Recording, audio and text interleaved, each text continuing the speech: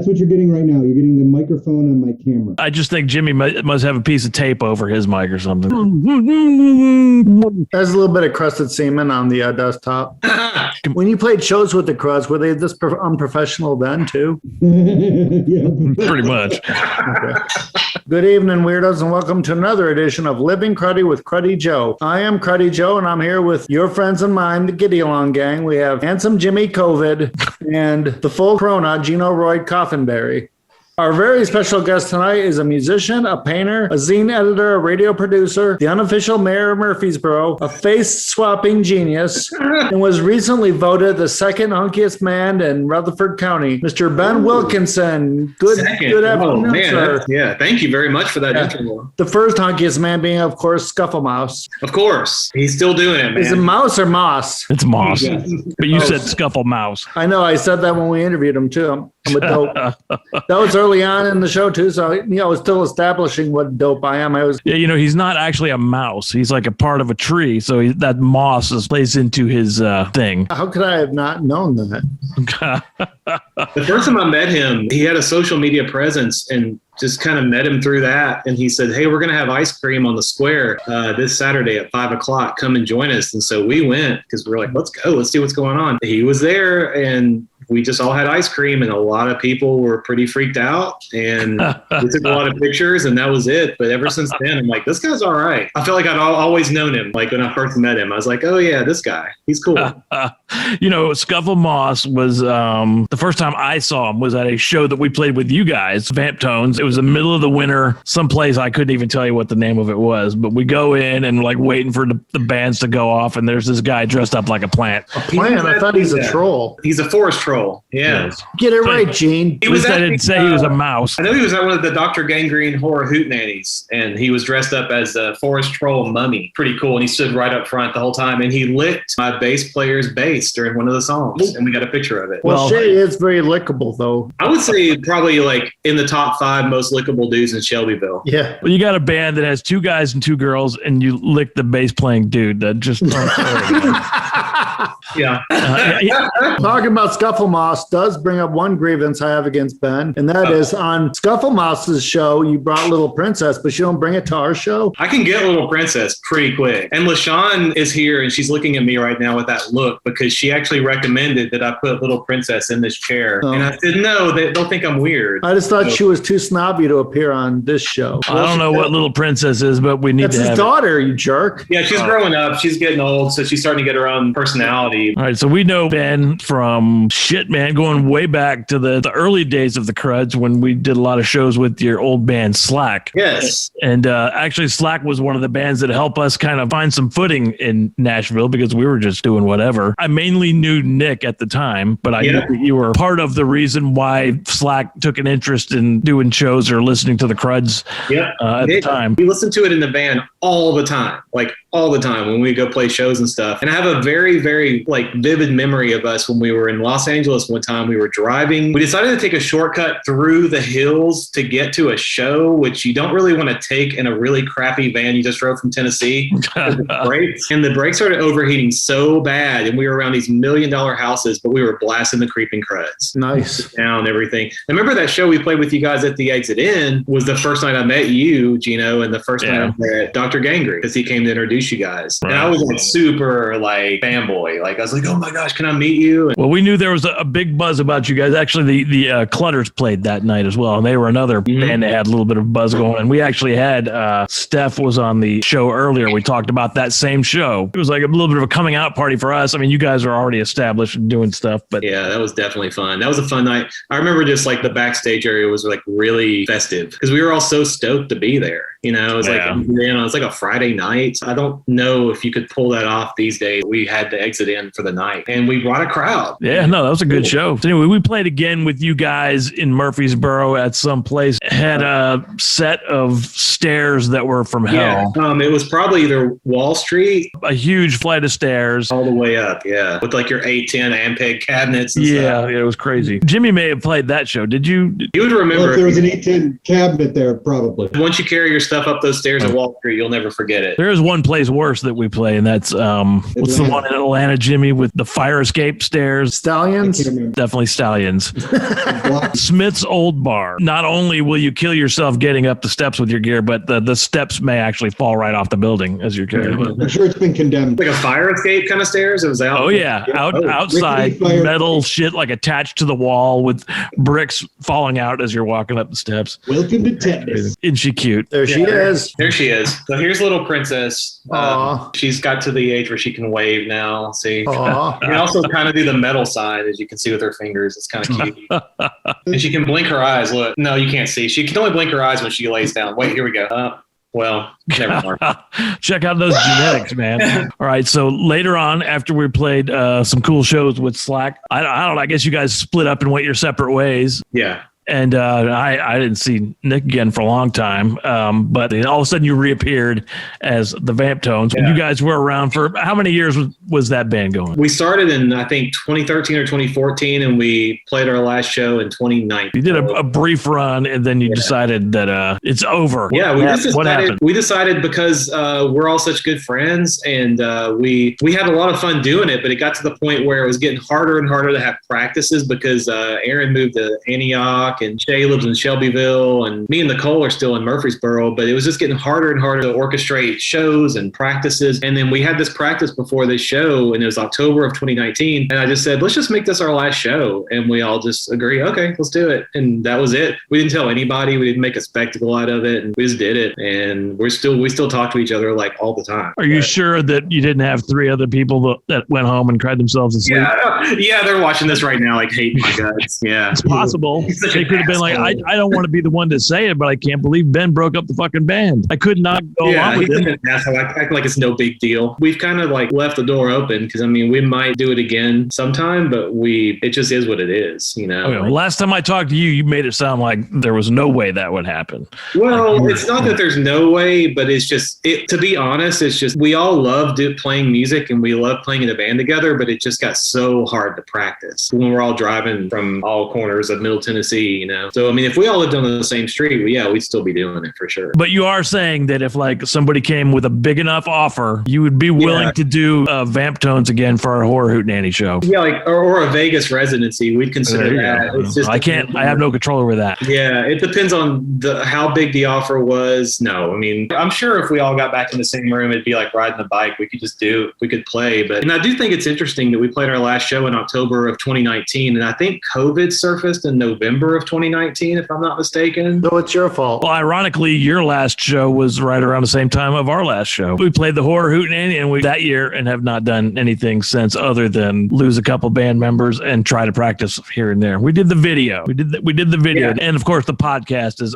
a band-owned thing. Actually, the original title of the first Vamptones album, and this is no joke, was Cruel Summer. The way the album was supposed to start out, you know how Detroit Rock City starts out with the sound of the guy walking to his car and you hear his keys jingling and he starts the car? We ripped that off and it was just like that. We recorded me like starting my truck, and then I turned the radio up and it plays Cruel Summer by Bananarama as I peel out. But we decided, well, I guess we shouldn't do this because I guess we could get sued. Well, the Creepin' Cruds put out 2 CDs that are loaded with sound bites from shit that, I mean, like entities that are legendary for tracking down and stamping out trademark infringement and stuff like that. And to this point, we've never had a single word from anyone. We did that record. I ended up throwing the vocals on that. And then when I finally had everything done and I listened to it, I was like, Jesus Christ, I've never anticipated we would ever put out any fucking thing that sounded like this. So I went back and then I said, this thing needs like some huge distractions, not where we added on all these sound bits and all that shit. To everybody's surprise, that was like the shit that attracted a lot of people. Those little familiar bits. And I'm like, well, at some point we're going to have to stop using these songs because somebody's going to come after us and give us a cease and desist. Never fucking happened. So what you're saying is I could have called it Cruel Summer. But only because no one cares. That's basically what you're saying. We have to let the people listening know that Jimmy didn't want to go get his other mic. So we have the indiscernible Jimmy tonight. Seriously? You still can't hear me? I can hear you. Tell you what, that mustache is filling in nicely, though. In another 20 years, it will attach itself to the beard. That's why Jimmy's going around telling everybody he's Italian. That just doesn't add up, man. Italians can grow beards. So Vamptones break up, and that's been over over a year now. You have no interest in pursuing like a musical venture outside of that. No, not really. I mean, I think I picked my guitar up in November for about 15 minutes and played a little Smoke on Water, and that was it. My interest is, did you come to a point where you're like, I've become a man and I will put away my childish things? Or was it just like, I did so much of this and I'm just over it? Not at all. I think it came to a point where I was like, there's no way I'm leaving the house. So this might be, I've grown up, but I don't want to leave the house after like 9:00 p.m. on any given night, even Saturday night. And so that became a deal breaker for me. I'm a big fan of like just being home before the crazies get out. I've started getting out really early in the morning, and I've learned that the crazies get out really early too, or they're still out. I think between the hours of 7:30 and 6:30 p.m., you're good. Other than that, you got to watch your ass. I'll go to a show if we're playing it, even though that's been like fucking 2 years now for that. Yeah. But otherwise, I would much rather stay local and not have to worry about all that shit. I can't wait to go to a show again. I mean, I'm saying all this, like I don't want to leave the house, but man, and I know it's super cliche. You see it, everybody's like, I can't wait to go to a show. I'm going to cry. Blah, blah. I'm not going to cry, but I'm super way excited about seeing a band play and not feel like I'm cheating. There's shows going on now, and it's like there's those social distance shows. There's like, we're only selling them every other third seat and stuff like that. No, I'm waiting. I'm holding out until it's like full blown, just like 20,000 people in an arena kind of show. If you could have one show be your first show, who would it be? Does it have to be an active band? I guess it does. No, it doesn't matter. It could be a reunion show, or they could be coming back from the dead. Oh, Susie and the Banshees, man. That would be killer. Wish I could have seen that band. I saw them years ago at... You actually saw them. That's awesome. Yeah, I saw them years ago in Miami. I didn't know much of the music at the time. I remember the drummer was really good. I've seen plenty of shows that I was at pop up. I mean, shows that we played as well. There's a G.G. Allen show that we played in the 88 that is pretty notorious for video stuff. He did some really nasty shit that night. And, wait a minute. So you played a show with G.G. Allen? Oh, yeah. Has this been brought up on the show before? Like, have you talked about this? I don't think so. I think so. You can't just throw that knowledge out and be like, yeah, well, there's that one time we opened for G.G. Allen and he did some stuff. Well, this wasn't a band that any of the guys were in. It was just, it was one of my old Florida bands that I was in. That is crazy. Hey, did you talk to G.G. Allen? Like, did you talk to, was he? There's a whole story there with G.G. Allen,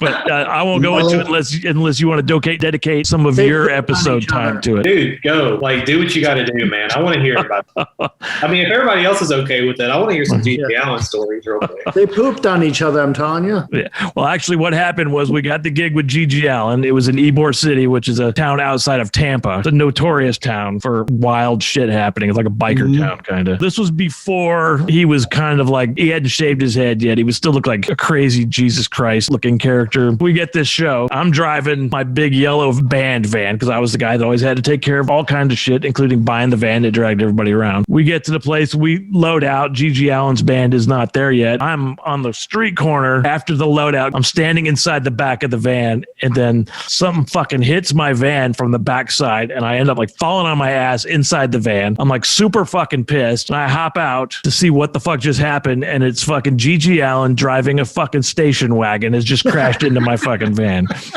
That is Did he have insurance? So that defused my willingness to go get in this motherfucker's face, because I'm like, there's no way I'm getting in G.G. Allen's face. So we'd actually talked to one of the guys that was in the band he was playing with, and they were like, that's definitely a good idea not to confront him about stuff. And apparently he had just gone off to Walgreens, so he went and got some X-Lax so he could take a shit on stage that night. Oh, okay. Yeah, that's important. Yeah. Yeah. So he went. Didn't Shay have to do the same thing? Make sure he had plenty of X-Lax before? That's what I heard. Yeah. Well, he did that at the beginning of Vamptones, but I kind of cut that out a little bit. The Scat Tones. That's a great name, actually. So anyway, later on, we had a plan. Word on the street was, if you were in a band and you played a show with G.G. Allen, that every opening band was way too fucking scared to cover a G.G. Allen song. And so he had put out this fucking notice that no bands will cover G.G. Allen at a G.G. Allen show because you're too fucking scared of what I'll do. So we had the brilliant idea that we're going to cover a fucking G.G. Allen song. And of course, leading up to the day, it was like, oh, it's a great idea. It's a great, we're telling everybody we're going to do that. Like on the day of the show, we're like, this is a fucking horrible idea. I'm like, are you sure that we want to fucking do this? And I think Tony, he's the guy that attends the watch parties with us. I'm sure he was on board with not doing it. He probably would have been on board with let's just go home. But the main guy, Bootleg Bill, he was like insistent. He's like, no, we're playing this fucking song. So we go and fucking play the fucking song, right? But before we play it, we come up with another genius idea that we would invite G.G. Allen to come up and fucking sing the song with us. And he was sitting on the stage side there, signing records or doing something, I don't know, preparing something for his thing. And we're like, come on, Gigi, come on out. And he's like, no, man. And he wouldn't come up. So we fucking played the song and we're all shitting our pants that something was going to happen. And I ended up walking right by him on the way out. The motherfucker wouldn't even look me in the eye. Now, later on, he bled profusely, took a shit on stage, bit chunks of his own flesh out, and probably went to jail. But he kept his deal on that part. But as far as the thing that we were involved in, he totally fucking did not do it. And you can find that show all over YouTube. It's the I think it's 1988 Ybor City G.G. Allen show, and it's a disgusting deal. But that's an incredible story. I've never known anybody that actually shared the stage with G.G. Allen on the same night. Like I've heard stories of like, yeah, man, my uncle saw him, or my brother said that he was friends with a band that opened for him, but I've never heard anything like that. That's crazy. Gene, did you cover Bite It, You Scum, or Ooh Baby, I Love Your Way? We did, I think it was Expose Yourself to Kids, may have been the song. Tony will know what song it was. Maybe it wasn't. I'll tell you one thing about that song. There's no way it could go over today in popular music radio. Like there's no way. Kids today, they're so sensitive. Yeah, that song was fucking terrible. We covered that song in a couple bands, and people were like, now they're like, please don't ever put that CD out with that song on it, man. I can't imagine that we will. Of course, we did at one point, but I'm not going to tell anybody where to find it. My old band Slack, we played a show once in Durham, North Carolina, and after we played, this guy came up to us and he's like, you guys are pretty good, man. You guys got the punk thing going. And we were like, yeah, whatever. And just kind of he's like, I'm in a band too. You know, we travel all the time. And we were like, well, what band are you in? He said, the Murder Junkies. Which one was it? I don't remember what he looked like. I have no idea. Oh, that's cool. The Cruds played a couple shows with the Murder Junkies. We played with them at the old Muse. They kept going after G.G. Allen died. So they went on. It was actually a separate band entirely. They would hook up with him and do some stuff. But his brother Merle was like the main guy in that band. I don't think it was him. I would have recognized him because I've seen the documentary. Well, for a long time, he looked just like Adolf Hitler. So you would have They had a guy that played drums for them whose deal was, he had two deals. A, he always played nude. And two, he stalked that band, the Lunatics. So Lunatics had a fucking restraining order against that guy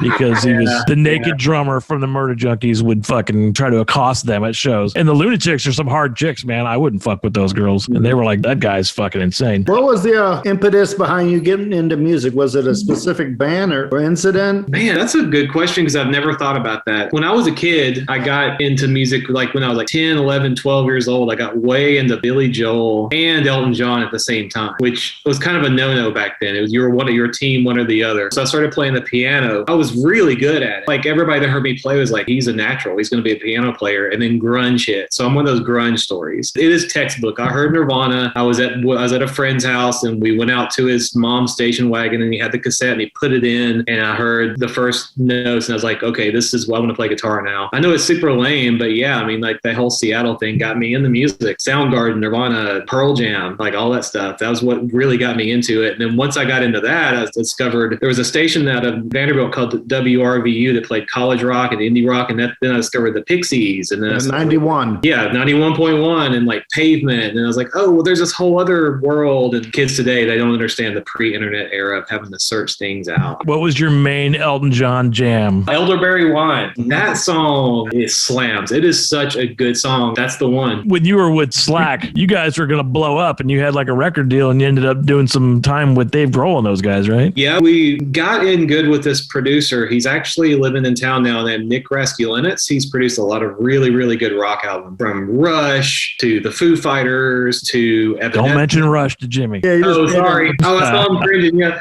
But he produced a lot of great stuff. He produced a band from Knoxville called Superdrag that we were friends with. And that's when we met him back in the 90s. And we just kept writing songs and stuff and we would send him demos and stuff. And finally we put some stuff out that he liked. And he's like, hey, come out and make a record with me. I just built a studio with Dave Grohl in Northridge, California. And so we went out there and we convinced them to give us the funding to do it. And we did a record out there. And he was around all the time. It was super cool. It was super crazy because like I said earlier, like I was a grunge kid and suddenly there I was like in a studio and Dave Grohl was just hanging out. And he's like, hey, who wants to go to McDonald's and get food? And I was like, I do. Just crazy stuff. But the record never came out. Got caught up in major label politics. Who owns the album now? I think it might be Atlantic might own it or something because they funded this indie label that we were on. They were doing some kind of developmental deal with them. And they're like, we'll give you money to get bands to record. And if we like it, then we'll put it out. And so I think they own the masters. Nick actually put it online on Bandcamp recently. And he's like, screw it, man. I'll put it on there if people want to download it. It was a great band. I mean, you guys rocked, man. That was some good shit. It was nothing like the Vamptones. We were gunning for the rock radio market. Well, I mean, there was a buzz about it. And I remember it was playing show with you guys was like, you're going to have to bring your rock. Well, that Dave Grohl guy never did anything with his life. After his experience with us, I don't think he did really anything. Yeah. After hearing you guys like, okay, I can't do this. Well, I might as well just give up. And knowing somebody that can get you that far is definitely a cool thing. I wish some of the people we knew could pull some strings like that for it. Not that I would ever want to be in like a fucking large scale rock band, but it would be nice to have some money to record like in a real goddamn studio. I don't know what Jimmy's on about there. I don't know what he's after. Does he want to? Do what? Be an arena rock band? Yeah.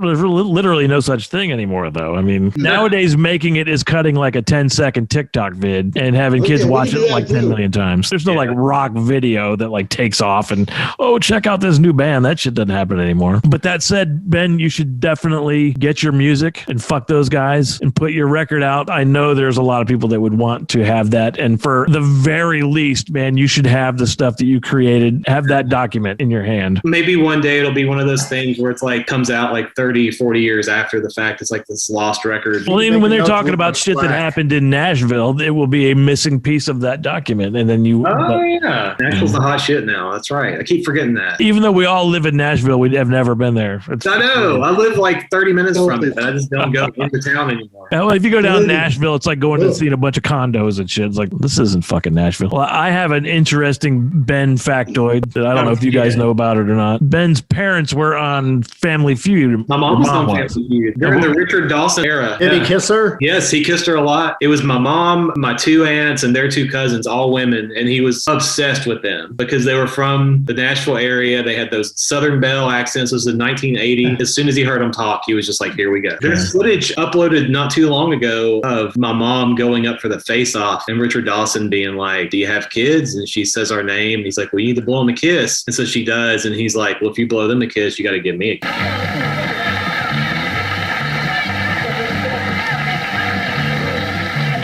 They're saying we get 300 points, please, for the money. So you got it.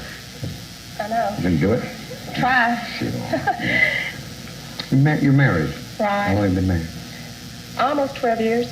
12 years? Right. Looks like a little girl. Thank you. In the family? 2 little boys. What's their name? Andy and Ben. Blow them a big kiss. I love you. Should blow them two because it's two. Okay. There's another one. Anything for me? Yeah. Thank you. That's how he did things. Yeah. We do spend a lot of time talking about people's moms on this show. So yeah, Just one person's guest middle finger. How did your painting company, Plan 9, come to exist? I learned how to paint when I was at MTSU. I painted for the housing department or whatever, like the dorms and stuff. And so I've always done it. And that's always been kind of my job in some capacity. And then when I decided to do it on my own, I had to come up with a name. So I just didn't want to be like A+ painting or like some stupid ass name. I wanted to come up with a name that would immediately kind of like shoo away people I didn't want to work for. So I had to come up with something that was weird enough, but cool. If the right person heard it, they'd be like, oh, I'm hiring that guy no matter what. Yeah, that's awesome. That's a great name. It's kind of feels like, well, I love, that's like my favorite, you know, I'm a huge Ed Wood fan. And so Plan 9 painting was born. It's worked a few times. Like some people have been like, oh man, I love your name. I get it. But most people around here don't. They're just like, what does that mean? And so I have to go through the spiel every single time. Well, there was this movie and you can look it up online. If you like the job and the money's worth, you can just tell them it's a passage of the Bible. John 4:26. thought about putting a Bible verse on the back of my car. There you go. My favorite are the construction dudes that have like Anderson Brothers Construction, but then like under it has their phone number. Then it says free estimates, which it blows my mind that somebody has to say free estimates. But then under that they say, "For God so loved the world that He gave His only Son," or whatever. Like they have to put the Bible quote, which is like just the ultimate sellout. It's fucking pandering and a total sellout. There's one here in Franklin called His Way. They got a big fucking cross on the van. It's His in all capitals, like HIS. Yeah. Like, You should have a scary quote from Revelations on yours, like about the beast rising from the we almost made Ben fucking puke out of his oh nose. my gosh. And then a white horse came forth and painted my fucking house. Revelations would be good, like a good Old Testament. Like, is there any deeper isn't it like a book of like Job or something? Like, just Yeah, you just call it Old Testament painting. Old Testament. I mean, I just want to let people know that I believe in a vengeful God, and He does judge you, and He will punish you. So you can hire me or whatever the fuck, you know. Old Testament painting. Jesus Christ, that's a good job. Oh damn! So you do a lot of deck work, Ben? He's done my deck a few times. I've polished his deck a few times. Yeah, If you know what I That's mean, code, wink. man. yeah. That's You know code. what though? I have decided that this year I'm not doing any exterior work if the cicadas come because I'm not dealing with that shit. Like, Yeah, I'm not even going outside. no, it's over. I'm not getting on a ladder. I broke my arm last year off of a ladder. You can see my scar because a wasp zoomed me while I was on a ladder. So imagine what a cicada would do. I'm not dealing with that. A cicada? Try like 500 cicadas, right? That's the problem. They gang up. Well, Ben told me a story of falling off a ladder prior to that. Oh, when I fell and broke my feet. Yeah. I fell 25 feet, which is really far when you start falling. Like it's far enough to where you have time to think about it and time to like get real freaked out before the impact. It sucked. I broke both of my heels. I had to get my right foot totally put back together with metal and plates and bolts and shit. Well, Yeah. surprisingly, there is a funny part to this story. I was cleaning a window, a second story window, and there was a spider web, and I was getting it with my rag, and the spider jumped on my face, and I just jumped. It was crazy. Joe's about ready to jump out the front fucking door. Survey says. So the way this works is I have a couple music lyric questions. Is that Cruddy Joe's top hat? It is. Fortunately for you, you have on your team a pair of professionals who have done this 43 times already.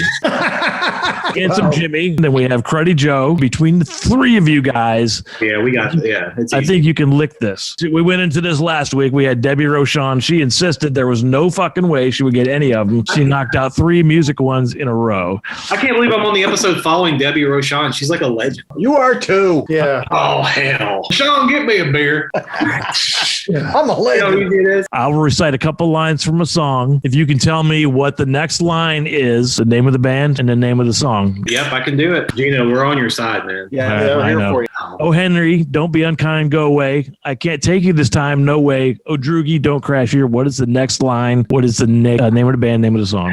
Oh, gosh. That is really tough. I mean, it kind of sounds familiar, though. Like, Okay, let's do it this way. Jimmy, say, hey, man. Hey, man. Oh, Henry, don't be unkind, go away. Hey, man. I can't take you this time, no way. Hey, man. Oh, Droogie, don't crash here. What's the next line? oh my gosh, what is this? This is going to drive me absolutely crazy. Well, I know the song. I don't know the next line, though. It's probably the only line that you would remember. Handsome Jimmy's going to help me out.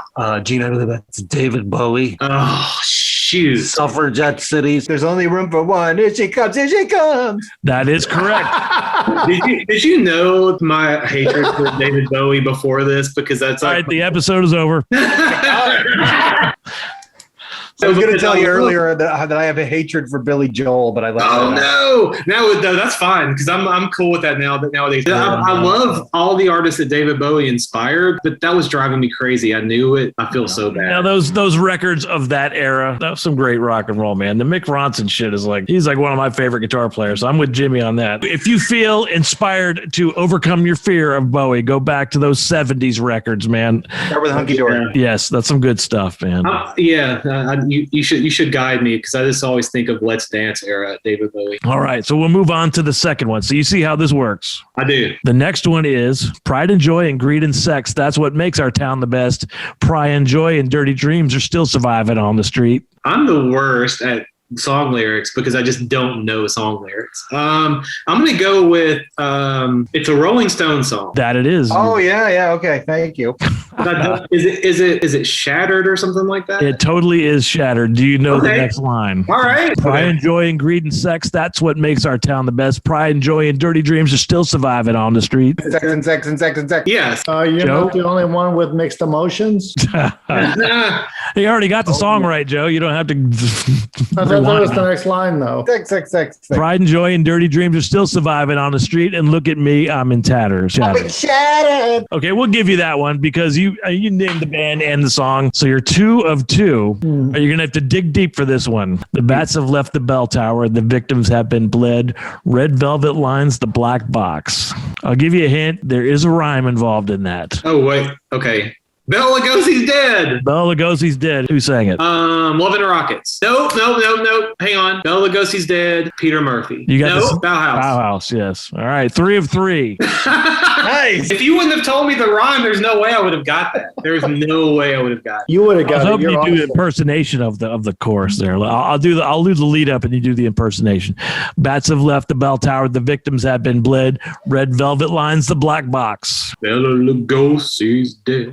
There you go. See, now you're fucking kicking ass, man. Well, I guess. I mean, Trust me, this is the 44th time we've done this. You're doing great. Just to let you know, we do 3 of those, 3 movie quotes. If you get them all right, you get a chance to do one more. And if you get one more correct, you will be the all-time champion of this. We had a guy that almost came close 2 weeks ago, and he blew the last one. I thought for sure he was going to get all of them, but he didn't. If I get all of them, do I get a pizza party at your house again? Absolutely. You get a day bring with the band Jim's up. mom. And that red wine that makes me feel funny? Yes. And Bela Lugosi will still be dead. All right. The way this works is I'll just read the quote, you tell me the movie and the character. You could either say the actor or you can identify the character. I mean, it's not critical you know their name because nobody knows that. Okay. Are you ready? You still have lifelines for all of these too. I'm ready. This quote is, "You were stronger than us, but soon I think they'd be stronger than you." I'm gonna go with the lifeline. I'm gonna go with Cruddy Joe. You were stronger than us, but soon I think they'd be stronger than you. Come on, Joe. Thinking, jeepers. You should totally know this, Joe. He chose the right person. I know Jimmy would never answer this. Is it Friday the Halloween? Yes. Part 6? You are stronger than us, but soon I think they'd be stronger than you. Does that sound familiar? Not particularly. Isn't that what the guy says to somebody in one of the Day of the Dead or something? It's one of those movies. Dawn of the Dead. It is Dawn of the Dead. Who says it? Are you okay with giving him that, Joe? The soldier guy. The soldier guys are in that scene. They're talking to somebody. They're talking to an old priest with one leg. That's what Ben was going to say. Okay. Priest with one leg. Say Yeah. that. Yeah. Now you're 4 for 4. Awesome. The next one, I think he can get this one too. Listen, you fuckers, you screwheads. Here's a man who would not take it anymore. Who said that and what was the movie?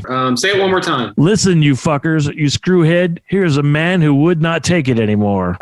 Shoot, it's a 70s movie. It is definitely a 70s movie. It's definitely a 70s movie. I like the way we can work our way through this. You got to take all the time you need. Oh man. Okay, dang it. It's not okay. Although Jimmy seems to be way more distracted by his little. No, I'm trying to get some attention, Gene. Jimmy, what you got? I believe that's Travis Bickle from Taxi Driver. Oh, it is. It sure is. Nice. Wow. From out of left field, here comes Jimmy with the slam dunk. Technically, that's Jimmy's home state, so he should know that one. Okay. Oh man. He's a New Yorker. All right, here's the last one of the 6. You guys ready to bone up and help him out if he doesn't remember it? Always hoping to try help. He's already making excuses. Okay. We've been so helpful so far. Everybody just be cool. Let's don't get nervous. Yeah, We're just- Just fucking toughen up and get this one. This quote is, "Just keep walking, real tough mothers, ain't you? You guys don't show me much. Why don't you dickheads just walk all the way back home, huh?" I'm going to have to, okay, so that's a great quote, but I'm going to have to ask Cruddy Joe for some help. It is the Warriors, and it's the chick who hangs out with the orphans. That is correct. It's Mercy. Hey. You've gone 6 of 6, and you get a chance to go for the championship round. Grand Slam. How did this even happen? Win a date with Jimmy's mom. That's a good prize, man. And she totally puts out. Absolutely. Oh.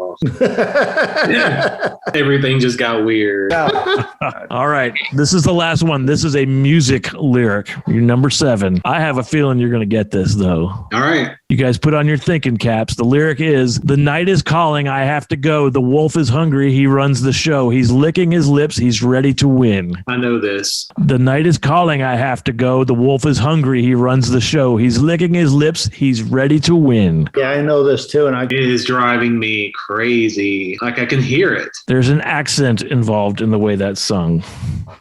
all right, do the accent. Yeah, can you do the accent, please? Yeah, could you? Oh, yeah. That's I was hoping Jimmy would do the accent. The night is calling, I have to go. The wolf is hungry, he runs the show. He's licking his lips, he's ready to win. That's Rock Me Like a Hurricane. It sure is. Awesome. Oh my God.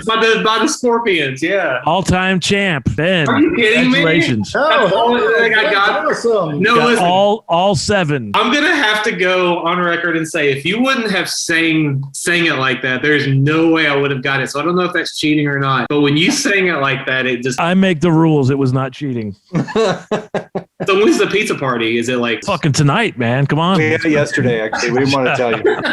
No, it's a pants party with Jimmy's mom. Well, I would like to thank Cruddy Joe and Handsome Jimmy for the help because if it wasn't for them, there's no way I could be at the top of the mountain that I am right now. See how that worked out? You thought you weren't going to get anything, and here you are, the all-time champion. Your wife is going to be so impressed with you. I know! That's got serious bragging rights. Yeah. What do you think she would have done on this quiz? She's a lyric person. She knows lyrics to every song. Like songs that my favorite songs, she knows the lyrics to. And she knows the lyrics to Vamptone songs that I don't know. So for your awesome performance in the quiz, you get to take the final challenge here. Oh shit! Is that the physical challenge? Yes, it's an endurance challenge, that's for sure. It was last week. Jesus Christ! Of course, you remember Mad Libs, right? Yes. Okay, well, we have our own version of this. Joe, as you know, who wrote the book. War and Peace. Yes, he wrote War and Peace. There you go. Do you have that, Ben? Do you have that book? It follows. It follows. You know, I don't. Wait, you wrote that book, Joe? Yes. Yes, he did. I thought Joe had sent you one of those. No, I don't have one of those. Those are awesome. All right. So we've established that Joe writes. Well, he wrote a Mad Lib for you, but because we're like a bunch of 5-year-olds, we call it Nad Libs. Nah. We use the words that you select to finish out the story. Give me a complimentary adjective. Lethal. Gleeful. Okay. Yeah. Not lethal. Lethal. Yeah. No, gleeful. We've established already that I'm fucking deaf, so we don't have to go through that again. What is your favorite restaurant, Ben? Chewy's. The Christian Mexican restaurant. Is it? All right. What is a venue in the borough? Man, we're gonna have to go with the borough. Good Fuck choice. that guy. Fuck that guy. A sexually transmitted disease. Scabinania? No. What's it called? Scabinase? Chlamydia. Is that Chlamydia. No. Is that worse than scabinase or Scabies? you want scabies? Yeah. I Fuck don't even it. know what it is, but It's not sexually transmitted, but fuck it, we're using Is it. it an STD? Oh, is it? No, we're How did using you scabies. get it? I thought it was like real itchy and made you break out or something. I don't know. I would imagine at some point scabies is more horrifying than a sexually transmitted disease. Yeah. We'll have to ask Bo. Meanwhile, tell me your favorite president. Woodrow Wilson. A child's musical The instrument. triangle. A synonym for redneck. Goober. A synonym for asshole. Jerk. That's more appropriate than clusterfuck head, like Debbie came up with last week. An instrument played at a Renaissance fair. The lute. A lute. Your favorite rock band. Gotta buy voices. I wouldn't have expected that. Your least favorite vegetable. Oh, I fucking hate beets. Tonight's episode brought to you by Beats, the Beat Council. What's your favorite sexy outfit? My Cruddy Joe shirt. We're at the bed every night. That's hot. Yeah, it is. It's arousing. A synonym for skank. Tramp. A pointy musical instrument. A flute. A I can't- body orifice. A butthole. And that is BUHHHOLE. Oh, A butthole. A butthole. A large animal. A saber-toothed tiger. A synonym for spanking. Whooped. There it is. A common household cleaning instrument. A mop. Your favorite restaurant, but it has to be in the borough. The alley. Your favorite alcohol. Coors Light. You're a silver bullet man, huh? All right, let me take a swig and I will read back Ben's story. Unless anybody wants the opportunity to try to show they can read it better. I don't hear anybody volunteering. Okay. I'll read it for you. Send it to me. Well, let's do this then. Ben saves Elvis. One evening while eating dinner with his gleeful wife at Chewy's, Ben got a call from Colonel Tom Parker. Elvis was scheduled to play at the Borough. Unfortunately, the opening act, Diamonds in the Rough, had canceled at the last minute because Ruby Royd's scabies was flaring up. So he needed Ben to fill in. To do this, Ben was forced to cancel his daily tea time with Woodrow Wilson. Nevertheless, the next day, Ben showed up at the venue to find Elvis arguing with Hugh Jackman. Jackman was convinced that the sold-out crowd would rather see Wolverine perform with his electric triangle rather than watch some goober from Memphis. Elvis pacified the Australian jerk by allowing Jackman to perform one song with the opening act, much to Ben's chagrin. That night, Ben stormed the stage with his electric lute and played all the hits of Guided by Voices. The crowd was eating it up until Jackman came out for his one song and was immediately pelted with rotten beats. The only person who liked Jackman's performance was Jimmy's mom, who came out dressed in a Cruddy Joe shirt and danced like a tramp. Crowd became incensed and disgusted when they noticed that Jackman was becoming visibly aroused by Jimmy's mom. I added that. Thank you. In an effort to save the show, Ben took a flute and shoved it up Jackman's butthole until it pierced his brain, effectively killing the actor. The crowd cheered. Then handsome Jimmy arrived and scolded his mother. "What did I tell you about dancing like a stripper at Murfreesboro?" I exclaimed angrily. Dejected, Jimmy's mom got on her saber-toothed tiger and went home, not to get whooped by anyone but Hugh Jackman. For his valor, Ben was awarded the Mop to the City by the mayor of Murfreesboro. To celebrate, Ben, Gino, and the rest of the creeping Cruds went to the alley and did Coors Light body shots until the wee hours of the morning. Nice. The end. That was awesome. First pass. That's right at the end about you guys doing body shots, because then I got an image in my head. I was like, oh, why did I write that? Well, Coors Light body shot. Well, if you pour Coors Light in my belly button, you're not getting that Bo out. sucks it out. Especially if it's cold as the mountains. All right, Jimmy, do we have a credit cuisine this week? So let's go to the clip.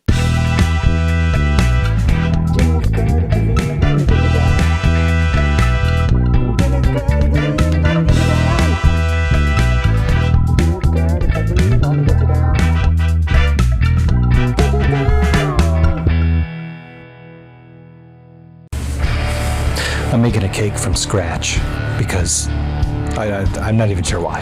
I mean, it's miserable. I'm miserable. Look at me. I'm looking at this book. I could open a box. I could literally open a box, add some shit, have a cake. But no, instead, I'm going to go and I'm going to get some flour. Put the flour in there, right? Then I got to mix in with some baking powder and then some salt.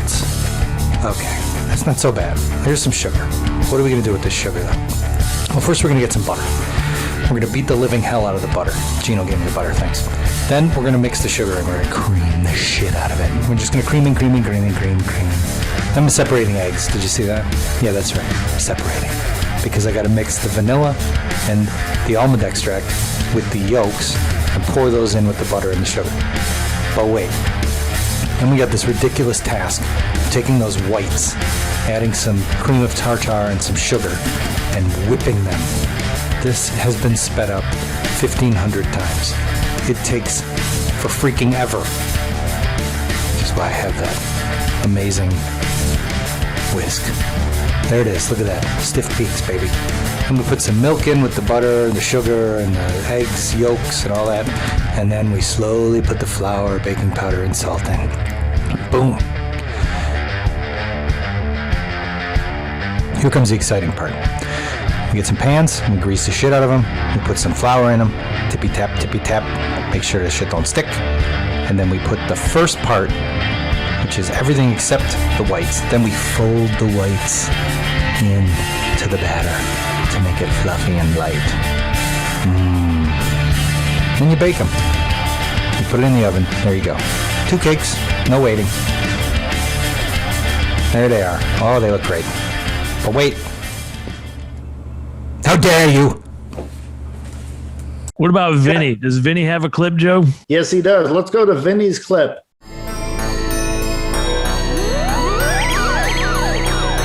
Greetings, film freakout furries. I am coming to you from Stallions, one of the nightclubs that I DJ at, serving the LGBTQ community in Harrisburg, Pennsylvania for over 30 years, but not just exclusive to LGBTQ. Everyone's welcome. All are welcome. Crossover children, all are welcome. Which reminds me of number 81 on my list, Poltergeist. Who hasn't seen this movie? Who doesn't love this movie?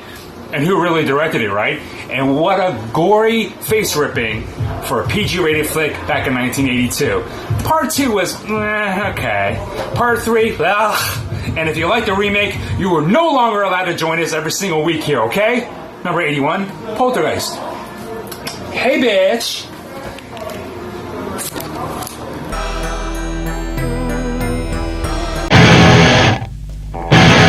Hey, McNasty, what's the proper way to grill a hot dog? This is where being deaf gets more funny because I thought you said, what is the proper way to grill a Hobbit? And I'm like, okay. That's perfect. That's a good question. Yeah, ask that question instead. Ask that question. McNasty, what's the proper way to grill a Hobbit? Well, as with any other meat, beef, chicken, pork, people, Soylent Green, there's many, many ways of preparation, seasonings, methods of cooking, etc. Beverages to pair it with. Me, I like mine on a hoagie bun.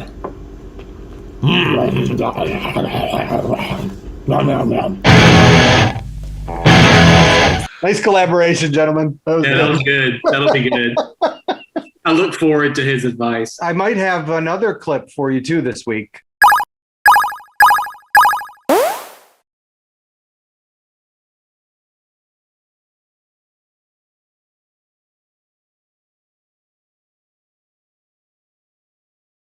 Whack! Francois jumped, abruptly stirred from black thoughts. Thwack! Is that a shovel? Thwack! You weren't kidding, Frank, Jack said. This thing is solid. Thwack! You should probably get back, Frank. Thwack! A small hole appeared in the side. A thin beam of light streamed through. Francois swore he could smell grass. Pay dirt! Jack hollered. He swung again and the hole got considerably bigger. Thwack! And bigger still. Francois stole a look at the world outside. It was indeed a construction site. Across the street was a beautiful golf course. The green grass seemed almost unreal. To the left, a young man stood, holding a shovel. He was dressed in tattered jeans and blood-soaked blue flannel. He had one empty eye socket. The other was bright and wild. The nose Francois once fantasized about punching was nowhere to be found. A tuft of blonde hair stuck up from his scalp on the left. The right side was caved in. Jack was smiling. All his teeth seemed to be intact. A tall drink of water, huh? Jack winked from his hollow eye socket. He leaned the shovel against his upturned coffin and flopped down beside Francois. Jack revealed a large shopping sack. He then reached inside and pulled out a foot.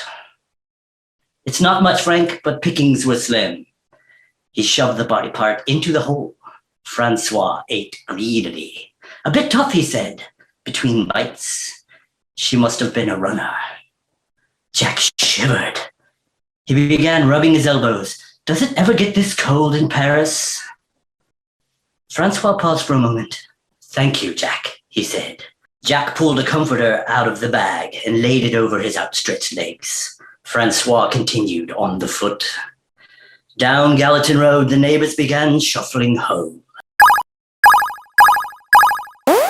You're not doing music, but you have anything that you want to promote or talk about? Well, I do my house painting, but I only do it in Murfreesboro these days because I have a cleaning company now called Plan 9 Cleaning, but I only do commercial cleaning. I do that at night.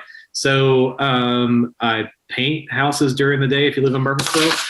Plan 9 Painting. I also still do the Culture Cringe zine. This it just came out and it's only in Murfreesboro too. But if you want a copy, you can contact me and I'll send you one in the mail. It's just like a little old school zine. It's just something I do to keep myself sane. Yeah. Well, how about we do a deal where we'll bring up Culture Cringe on a regular basis, and you include a little ad for us on a regular basis? Well, of course, that would be great. It's a fun thing that I do, and it's just something that I do just to try to reach the people that are still here in town that, for lack of a better term, get it, that are like into cool stuff. And it's getting harder and harder to reach those people because I feel like, fortunately, we're getting further underground, you know, like people are kind of withdrawing and stuff. And so I'm trying to like just reach out to people and be like, hey, there's cool stuff going on in this town. It's not all, it's kind of like the way it was back in the 90s, like when I used to go to like Lucy's record shop and stuff, Nashville. It's like there were so many zines and there was so much people just getting ideas out. I'm on Instagram at Culture Cringe, and well, then if we're going to tell people to check out Culture Cringe on Instagram, but they can't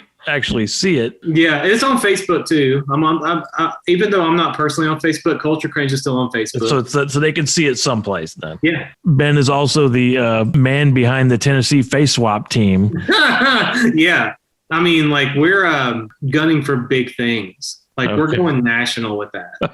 Well, if you want me to promote the Faceswap, if that's public, then we could do that one. You know, it's public, and I should make the Culture Cringe profile public too. I just haven't, but I'll make it. I can make it public before this. I mean, it's just make them public for the show, and then you see if you get what you want out of it. But yeah, the Faceswap team is ridiculous. Like me and Aaron from Vamptones, like it started as a joke, like because when Faceswap was popular, like 4 years ago, that's when everybody was way into it. But then we decided it'd be really funny to keep doing it, even though it's not a thing anymore. Well, we support the Faceswap team. We're behind that 100%. Okay, weirdos, that's all we got for this evening. I want to thank my pals from the Giddy Along Gang, Handsome Jimmy Hansen, and the full wizard, Gino Roy Coffinberry. But I especially want to thank our completely awesome guest, Mr. Ben Wilkinson, Little Princess, and the brains behind the Wilkinson house, LaShawn Miller. Thank you all. Really appreciate your time. The LIVIN CRUDDY quizzed all-time champ. I don't even know how it happened. You guys helped time. G's up and host on while you motherfuckers bounce to this. That means by default, you have to come back in the future and try your luck again. Let's go. Anytime. We just all had ice cream and a lot of people were pretty freaked out.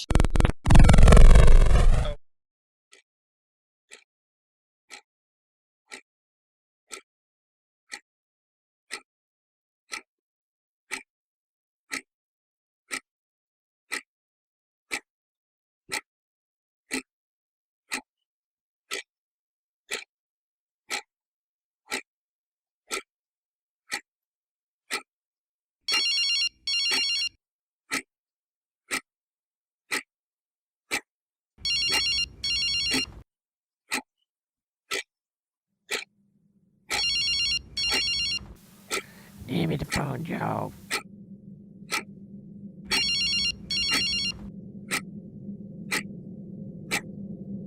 Hello?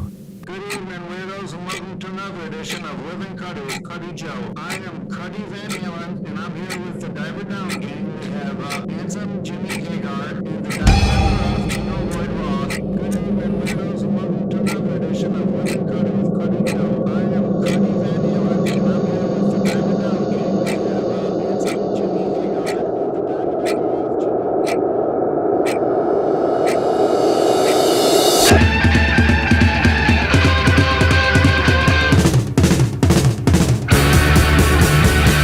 The telephone is ringing. You got me on the run. I'm driving in my car now. I said, honey, I just can't go. Oh, lady said, I can't leave her home. Telephone is ringing. I will kill you and your family and everyone associated with you.